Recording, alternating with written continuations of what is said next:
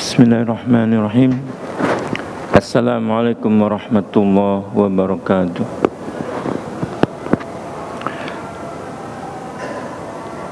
Alhamdulillahirabbil alamin.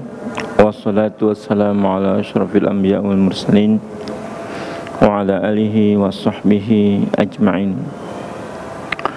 Asyhadu an la ilaha illallah wahdahu la syarikalah wa asyhadu anna Muhammadan abduhu wa rasuluhu la nabiyya ba'da.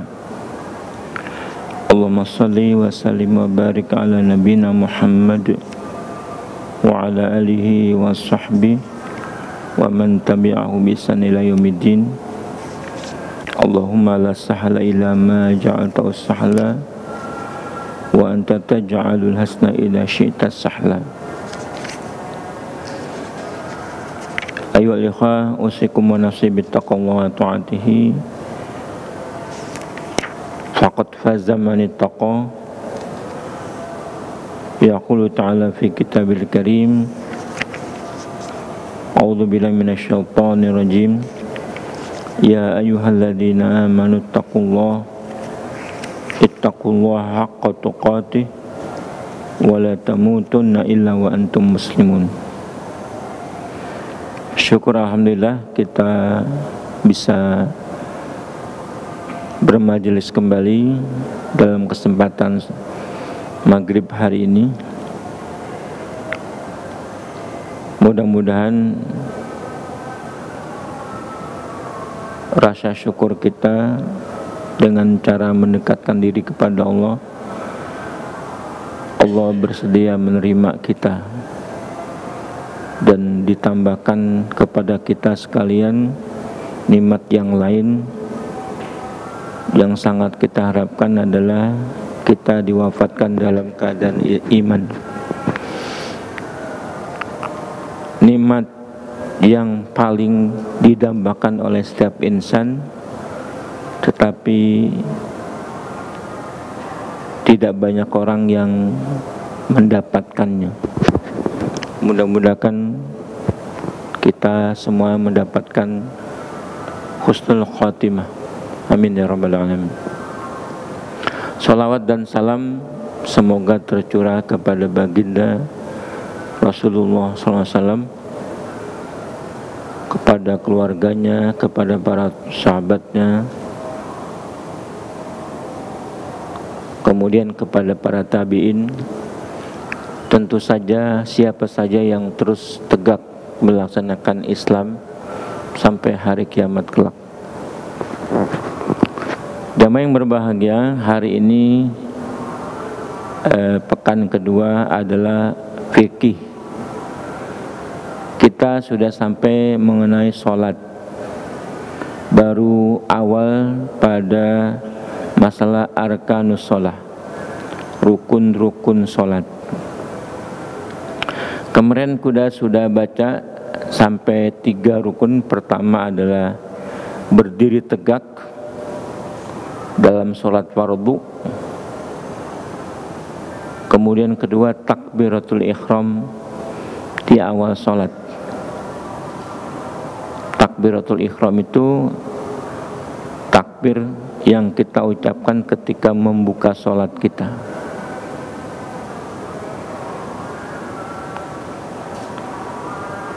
Karena Nabi bersabda, tahrimuha at-takbir wa tahliluha at-taslim. Pembukanya adalah takbir. Dikatakan takbiratul ihram. Takbir yang membuat sholat itu kita buka. Diharamkan sesuatu gerakan dan ucapan selain gerakan dan ucapan sholat. Tahliluha salam, penutupnya adalah salam, bahasanya tahliluha, dihalalkan. Maka yang tadi diharamkan dalam sholat, setelah salam jadi boleh lagi. Nah, kalimatnya tahrimuha at-takbir wa tahliluha at-taslim. Yang ketiga kemarin juga sudah Rukun yang ketiga adalah membaca Al-Fatihah secara berurutan di setiap rakaat. Membaca Al-Fatihah.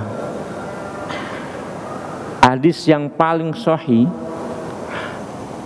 dalam masalah Al-Fatihah ini adalah hadis yang berbunyi, diriwayatkan Bukhari Muslim, adalah la sholata lima lam yaqra bi Fatihatil Kitab. Tidak ada sholat bagi orang yang tidak membaca Al-Fatihah. Ini hadis umum yang paling sahih. Banyak hadis seputar baca.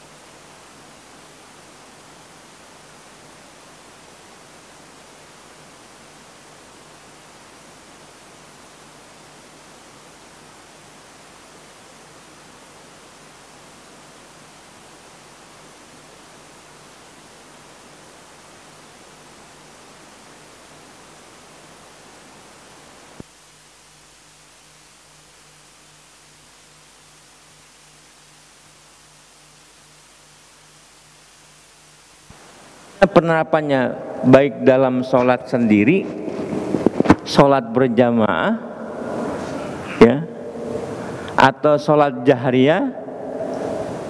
Bagaimana itu? Bagaimana pula orang yang tertinggal dari imam bacaan Al-Fatihahnya?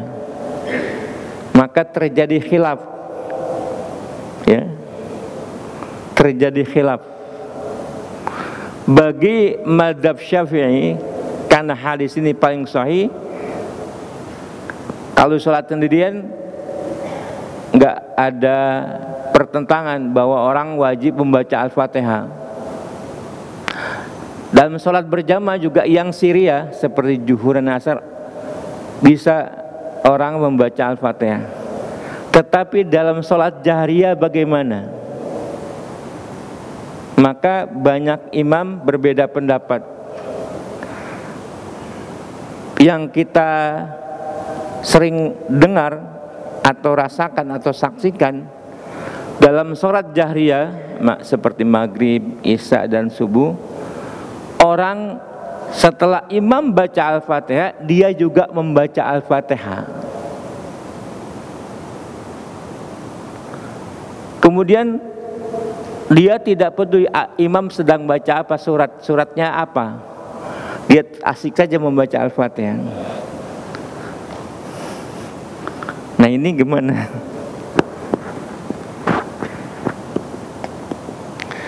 Bagi mazhab Syafi'iyah, karena hadis ini yang paling sahih, tidak sah sholatnya siapa yang tidak membaca Al-Fatihah. Maka dalam sholat apa saja, apakah jamaah atau apakah berjamaah, apakah sendiri, apakah Syria atau jahriyah, orang tetap aja baca Al-Fatihah. Setelah waladhdallin dia baca Bismillahirrahmanirrahim, Alhamdulillahirrahmanirrahim. Imam sedang baca surat yang lain. Itu mazhab Syafi'iyah. Bagaimana tentang mazhab yang lain? Yang mazhab yang lain ada hadis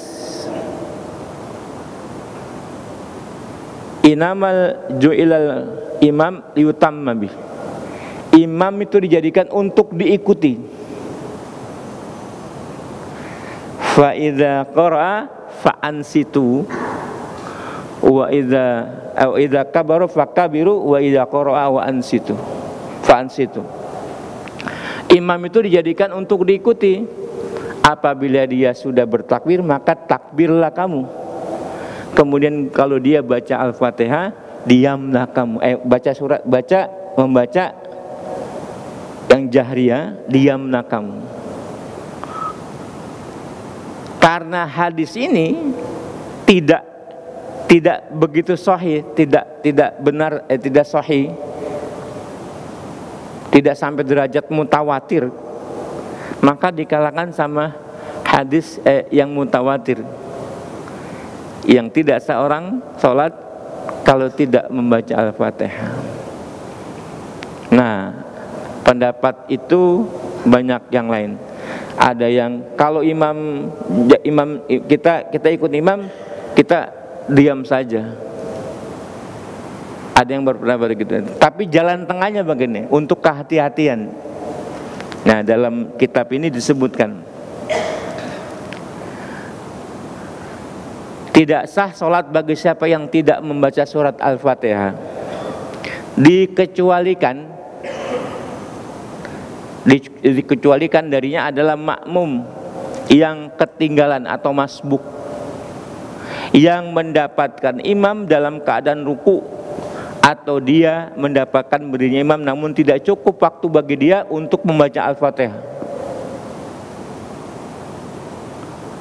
Kemarin kita sudah sampaikan, imam sudah takbiratul ihram, sudah baca Al-Fatihah, sudah baca surat, terus ada orang datang, jahriyah, sholat jahriyah nih, datang. Dia membaca Al-Fatihah baru alhamdulillahirrahmanirrahim, imam sudah ruku. Jangan dituntaskan bacanya. Jangan dituntaskan, maka dituntaskan sampai habis, sampai terus berdiri, imam sudah bangkit dari ruku. Itu tidak dibenarkan, karena imam itu dijadikan untuk diikuti. Bacaan imam termasuk bacaan makmum. Itu dikecualikan. Nah, demikian juga makmum dalam sholat jahriyah, dia dikecualikan dari membacanya. Tetapi, nah ini dia, ini kehati-hati. Fatwa Syafi'iyah, imam diberikan waktu jarak antara membaca Al-Fatihah dan membaca surat. Ada sebagian masjid mempraktekkan ini. Setelah baca amin, imam diam sejenak, terus nyambung baca suratnya. Itu untuk apa diamnya imam? Untuk memberikan makmumnya membaca Al-Fatihah. Nah, ini dikatakan oleh buku ini untuk kehati-hatian.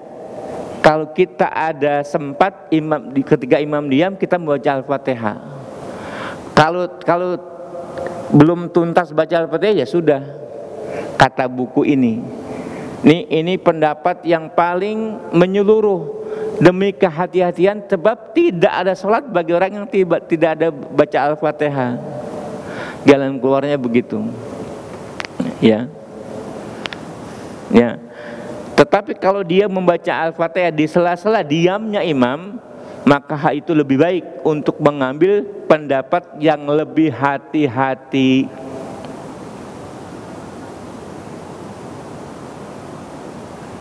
Kalau imamnya ngasih waktu, kalau tidak ngasih waktu gimana? Ya sudah,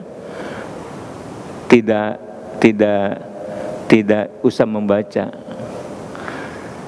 Karena pendapat yang benar juga tadi hadis, imam dijadikan untuk diikuti. Kalau dia takbir, maka bertakbirlah kamu. Kalau dia membaca, maka diamlah kamu. Nah, kita bisa membaca kalau imam diam, tidak membaca ketika imam sudah membaca lain. Yaitu rukun ketiga dari sholat. Rukun keempat, ruku di setiap rakaat. Orang yang tidak ruku, maka tidak ada rakaat baginya. Orang yang tidak ruku, tidak ada rakaat baginya. Firman Allah Subhanahu wa taala, ya ayyuhalladzina amanu ruk'u wasjudu. Hai orang-orang yang beriman, ruku dan sujudlah kalian. Dari hadis sumarka hatta tatma'inna raqi'an. Kemudian rukuklah sehingga kamu tu'ma'nina di dalam keadaan ruku.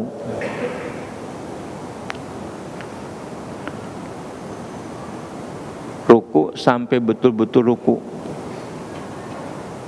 Di dalam sholat secara keseluruhan, wajib sholat, ada sunat sholat, ya, ada mustahab sholat, ada yang haram sholat, ada yang makruh sholat. Nah, diterangkan bagaimana rukuknya Rasulullah SAW. Tegak, lurus, ya, tidak terlalu dongak, juga tidak terlalu tunduk, tegak 90 derajat antara diri dengan ruku. Dan ketika ruku itu betul-betul tumaknina. Ukuran tumaknina apa? Membaca tasbih sebanyak 3 kali. Allahu Akbar, Subhana Rabbiyal Azim, Subhana Rabbiyal Azim, Subhana Rabbiyal Azim. Atau yang kita sudah hafal juga, Subhanakallahumma wa bihamdik, Subhanakallahumma wa bihamdik, sampai 3 kali minimal. 3 kali itu syarat minimal untuk tumaknina. Bagaimana kalau 1 kali? Nah, ini kan bacaannya tidak rukun. Bacaannya tidak rukun, kecuali posisi rukunya itu rukun. Kalau imam bacanya cepat, kita nggak sempat membaca sampai 3 kali, atau cuma sekali aja. Ketika imam Allah sami Allah liman hamidah, kita juga bangkit sami Allah liman hamidah. Jangan dituntaskan bacaan kita. Banyak kita masih menuntaskan bacaan kita. Yang paling sering sujud itu, sujud. Imam sudah angkat kepala, Allahu Akbar, dia masih sujud. Banyak terjadi itu. Mengapa? Dia menuntaskan bacaannya, padahal bacaannya itu tidak rukun. Yang wajib itu adalah mengikuti imam. Tadi hadisnya. Nah, nanti dalam sholat keseluruhan kita mengoreksi diri kita sendiri. Bagaimana sholat? Sebagaimana di sini kan sholat kita kan menjadikan rutinitas kita ibadah sholat ini. Apakah sholat kita sudah mencapai taraf yang sempurna? Ini bisa dilihat dari kajian-kajian yang kita dapatkan. Memang kesempurnaan dalam arti yang benar, yang sempurna menurut Allah, yang hanya Allah yang tahu. Tetapi kita bisa menilai berdasarkan hukum-hukum dzahir, hukum yang nampak kepada kita. Nah, pelajaran fikih ini hal yang nampak, bisa dilihat, bisa dipraktekkan, bisa kita lihat, bisa kita buktikan. Ya, yang keempat itu adalah ruku.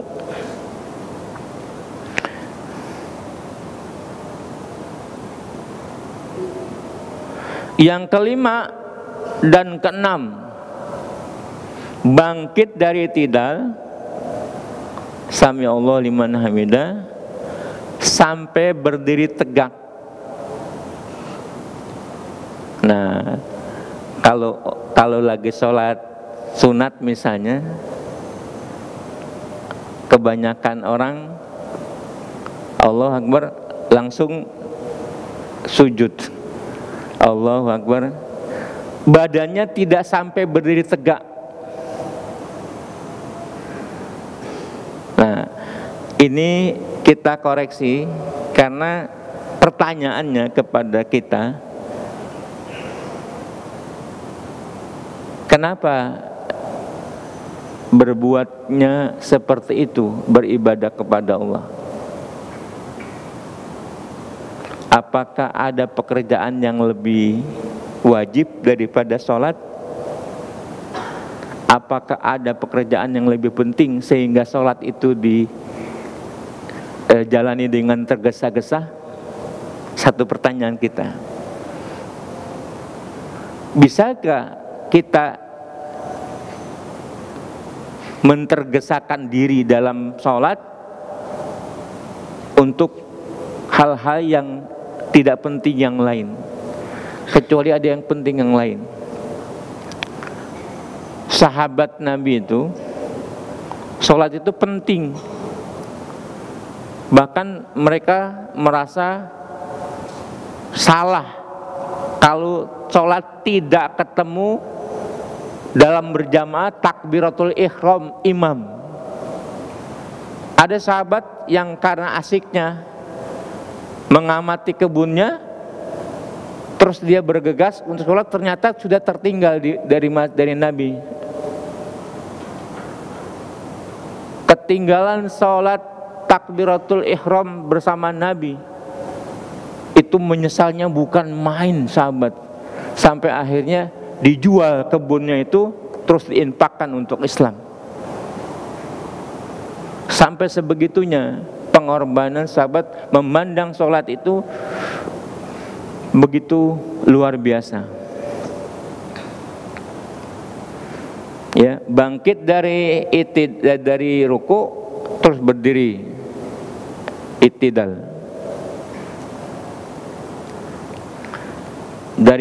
Dari hadis salat secara kerusuhan, Nabi mengatakan warka' hatta tatma'inna raqi'an thumma rfa' hatta ta'tadila qa'iman. Rukulah sehingga kamu tuma'nina di dalam keadaan ruku, kemudian bangkitlah sehingga kamu beritidal dalam keadaan berdiri.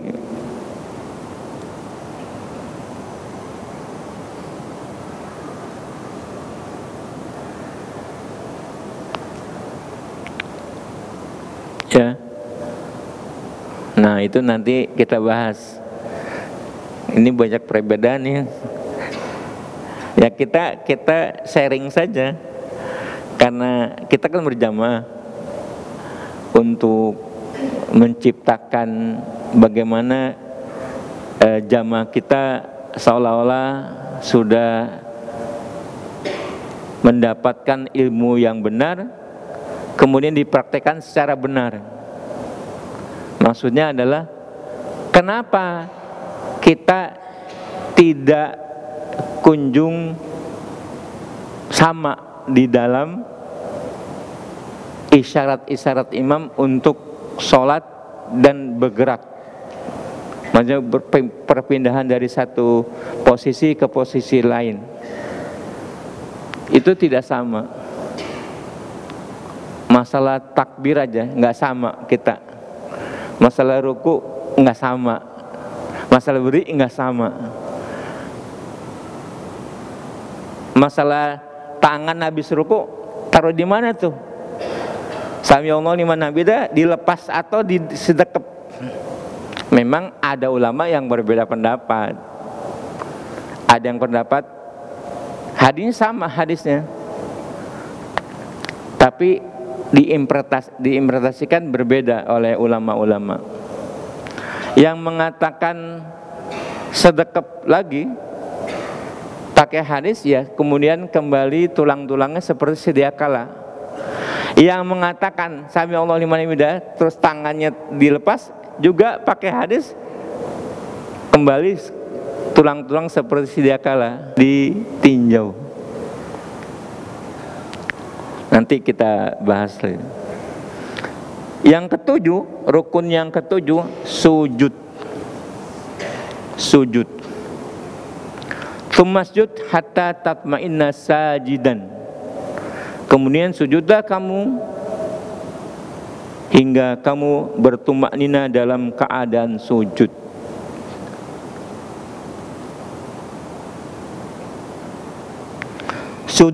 Sujud di setiap rakaat dikerjakan 2 kali di atas anggota badan yang disebutkan dalam hadis Ibnu Abbas, yaitu anggota badan yang 7. Muka terdiri dari dahi dan hidung. Mukanya termasuk dahi dan hidung. Kalau dahi saja, hidungnya tidak. Banyak orang dahinya saja.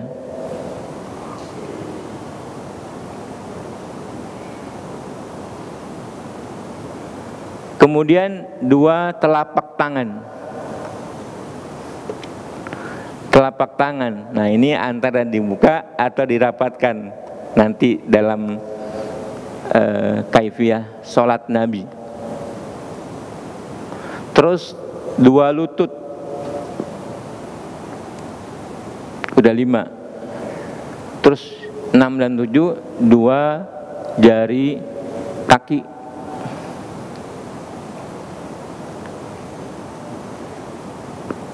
Berdasarkan hadis, umirtu an asjuda ala sab'atin a'zam, al-jabha wa syara biyadi ila anfihi. Nabi kemudian wal yadain wa rukbatain wa atrafil qadamain. Aku diperintahkan, kata Ibnu Abbas, supaya sujud di atas 7 anggota badan. Yang pertama jabha, muka. Nabi memberi syarat adalah dahinya dan hidungnya. Kemudian 2 belah telapak tangan, kemudian 2 buah ini dengkul ya. Yang ke-7, 6 dan ke-7 adalah ujung jari kedua telapak kaki.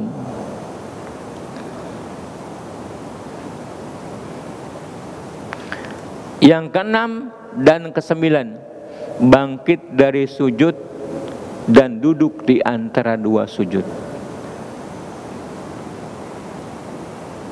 Allahu Akbar. Nah, ini kita keterangan ini berdasarkan hadis-hadis yang sahih. Barangkali di fikih Hambali tidak sampai kepada duduk di antara 2 sujud, karena dia menganggap sujud 2 kali. Allahu Akbar, duduknya tidak.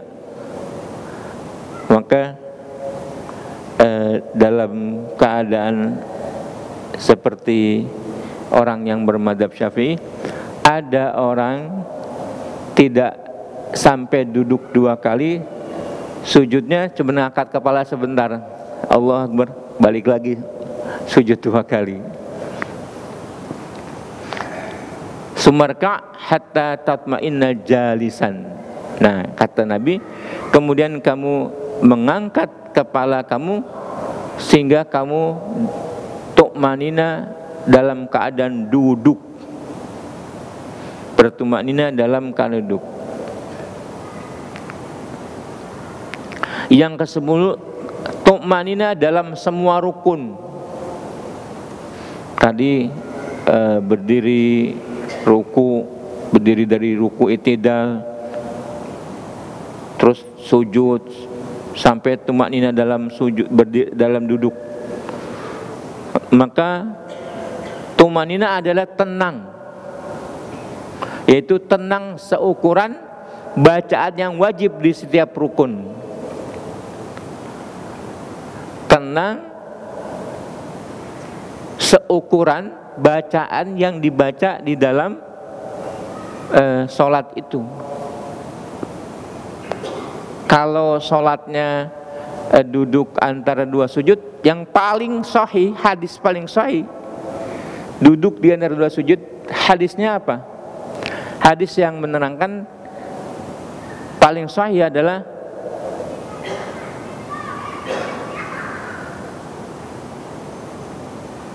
apa? Yang paling sahih apa, Pak?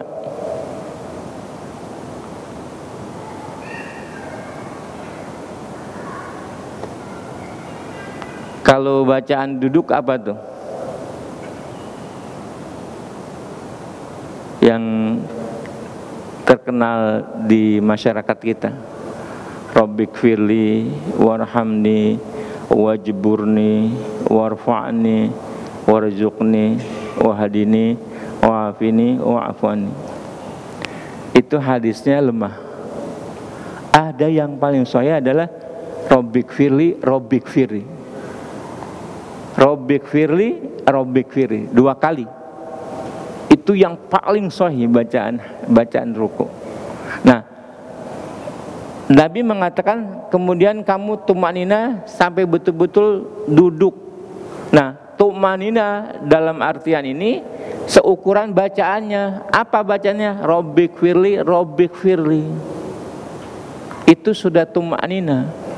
Karena bacaannya yang didapatkan dari Nabi adalah yang sahih, yang paling sahih hanya Rabbik firli, Rabbik firli.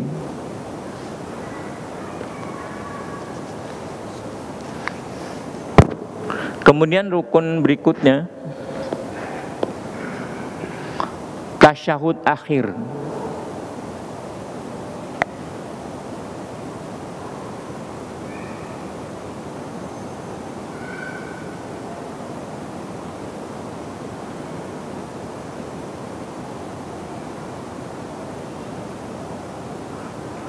Bacaan tasyahud.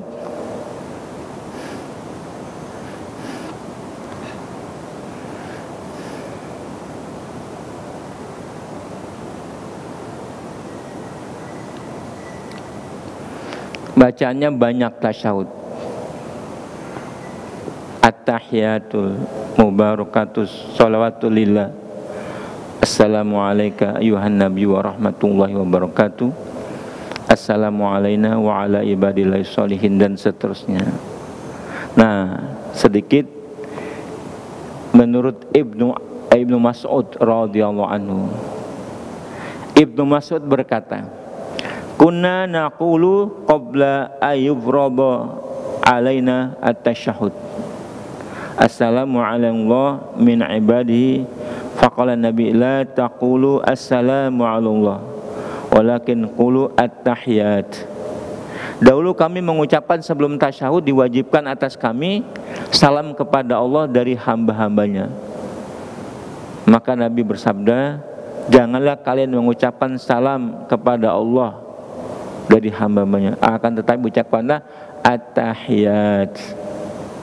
Allah tidak disampaikan salam kepada Allah, tapi at-tahiyat, salam penghormatan untuk Allah Subhanahu wa taala.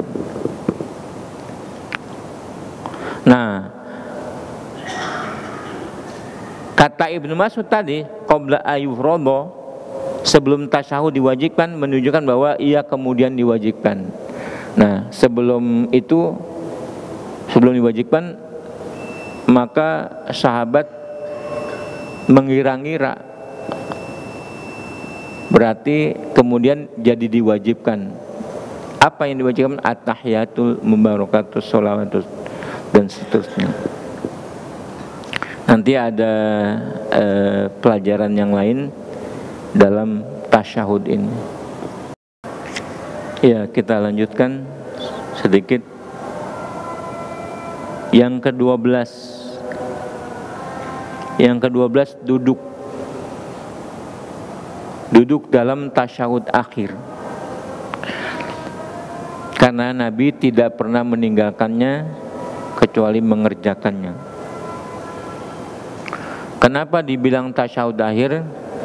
Karena tasyahud yang pertama itu dalam sholat 4 rakaat, atau ada yang sholat yang ada 2 kali tasyahudnya, yang pertama itu tidak menjadikan rukun, ya, tidak rukun.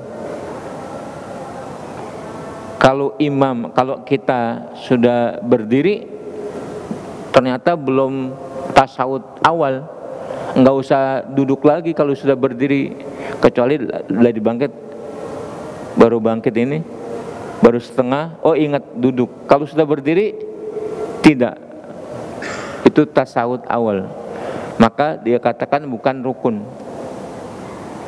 Tasyahud akhirlah yang rukun. Kemudian 13 salam,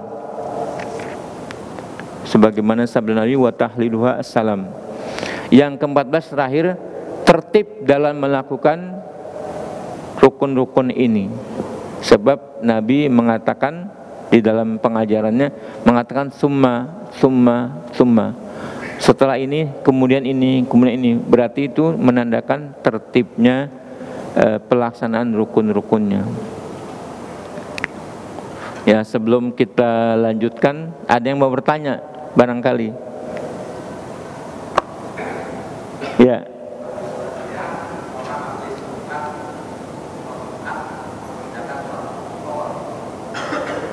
Oh, habis Jumat sholat lagi Zuhur, berjamaah lagi ya. Ya. Memang ada di madzhab Syafi'iyah, ya, keturunan temurun dari ulama-ulama Syafi'iyah, mengatakan sebenarnya bagus, mengatakan begini: sholat Jumat itu tempat saat berkumpulnya orang-orang Islam. Mesti sholat Jumat itu diadakan seperti kita ini ada sholat Jumat kan? Di masjid sebelah ada juga.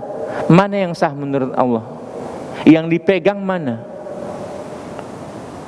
Kenapa ada kalimat yang sah mana? Karena sholat itu, misalnya siapa yang mengadakan, perlu keabsahan.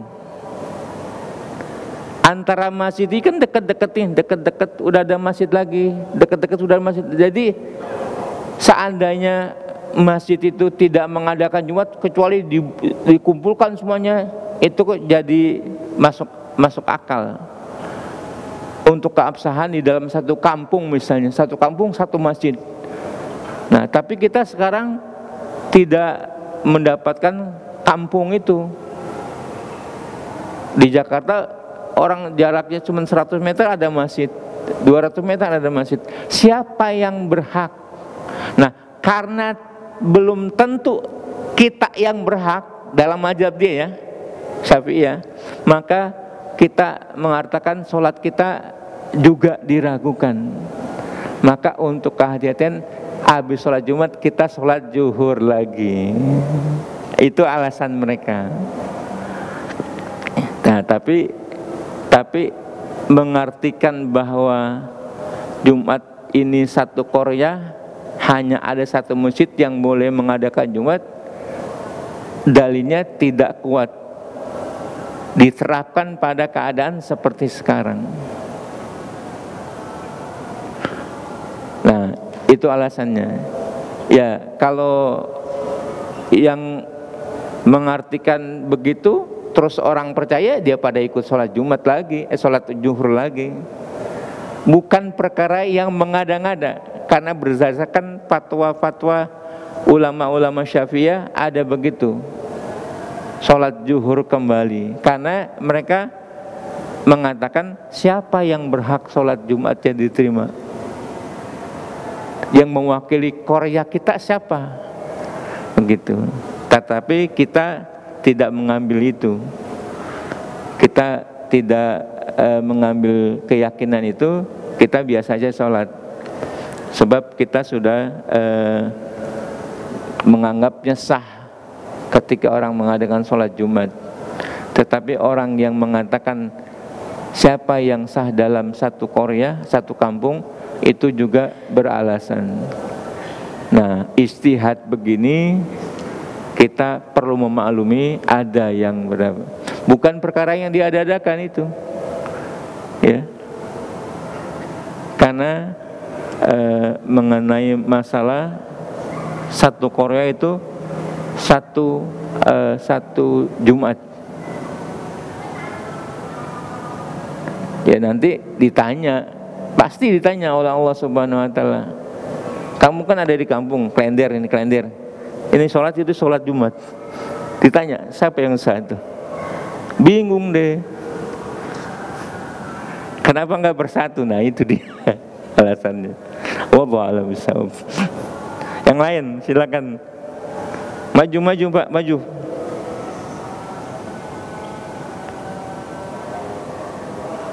Waalaikumsalam.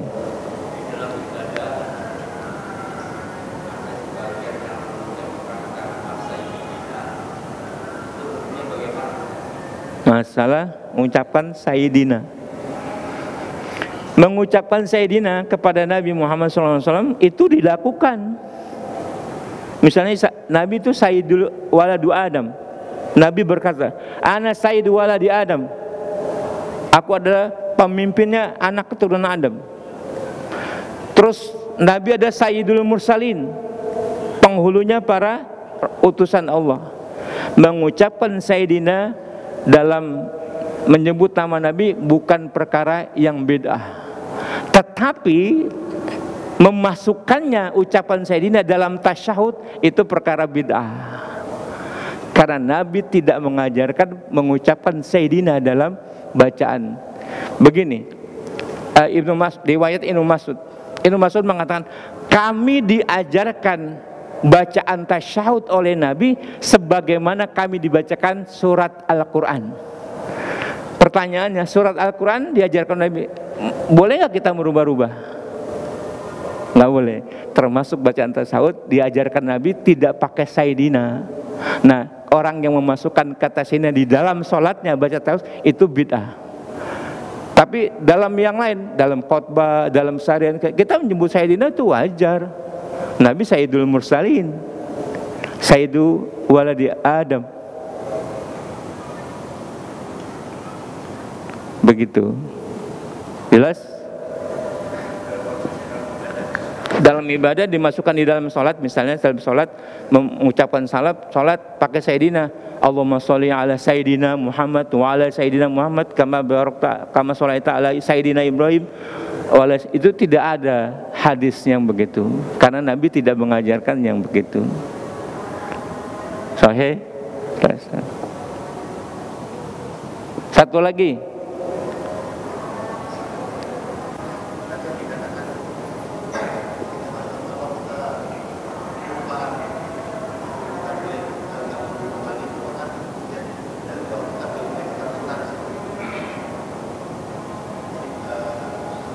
Yang kelupaan yang mana nih? Tasyahud awal. Ya, gimana? Iya.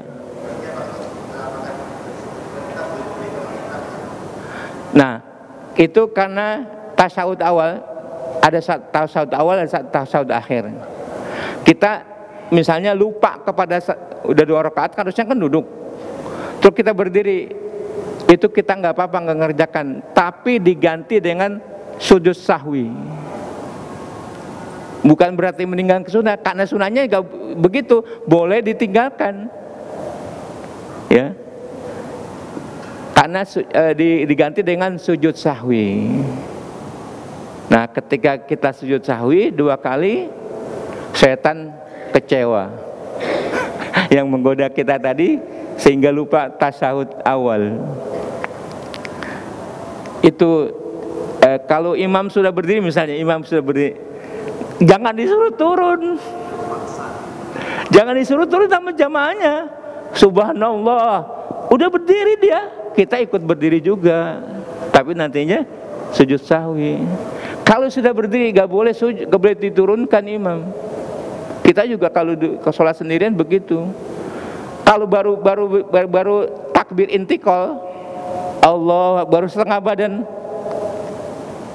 baru begini, belum begini, Allah, kita ada nyebut subhanallah, itu imam boleh duduk. Tapi kalau sudah berdiri tegak, nggak boleh disuruh duduk. untuk mengerjakan rukun berdiri, mengerjakan yang sunnah, nggak boleh. Tetap aja biar berdiri. Kita juga sudah paham berdiri semuanya, tapi nanti di akhirnya sujud sahwi, gitu. Kalau rukun kan nggak bisa diganti sujud sahwi. Rukun ya nggak bisa hilang dengan diganti sujud sahwi. Tetap aja rukun mesti dikerjakan. Ya, misalnya orang itu rakaat pertama tidak ada rukunya, itu nggak dihitung rakaat pertama, belum dapat rakaat. Ya, ya begitu ya. Insya Allah kita akhiri karena waktunya. Mudah-mudahan kita mendapatkan ilmu yang bermanfaat, yang benar dari Allah dan Rasulnya, yang salah, keliru dari kebodohan saya beristighfar. Subhanakallahumma rabbana wa bihamdika asyhadu an la ilaha illa anta astaghfiruka wa atubu ilaik. Assalamualaikum warahmatullahi wabarakatuh.